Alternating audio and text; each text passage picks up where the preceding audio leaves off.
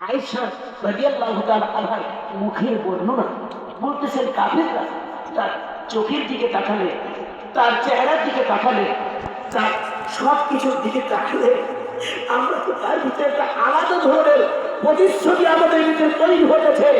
এই ব্যক্তি তো আসলে পাগল হতে পারে না, এই ব্যক্তি জাদুকর হতে পারে না, এই ব্যক্তি আল্লাহ তাআলার পক্ষ থেকে পাঠানো মহামানব।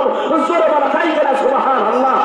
16 বছর যত চেষ্টা করেছে ইসলামকে দাবিয়ে রাখার জন্য, 16 বছর যত চেষ্টা করেছে ইসলামকে আমাদের দেশ থেকে বিদায় করে দেওয়ার জন্য, সর্বোচ্চ করে প্রমাণ হয়েছে আসলে এদেশে ইসলামী পতাকা তলে, ছায়া তলে মানুষ আগের তুলনায় লাখো লাখো কোটি কোটি মানুষ ইসলামের সুশীতল ছায়া তলে অবস্থান গ্রহণ করেছে।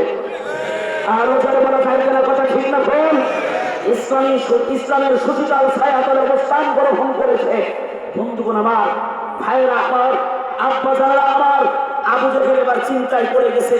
কলা কৌশল করার পরেও আগন্তুক বিদেশি মেহমানরাও নবী মুহাম্মদের জাদুতে তারা মুগ্ধ হয়ে গেছে।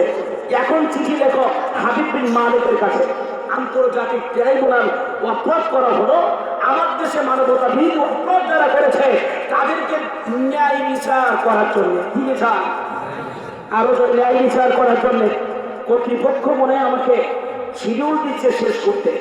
11:30 বেজে গেছে, আমি কর্তৃপক্ষের বাইরে আমি যাবো না। আমি কি এখন ছেড়ে দিব? ছেড়ে দেই? আচ্ছা, ছেড়ে যাবার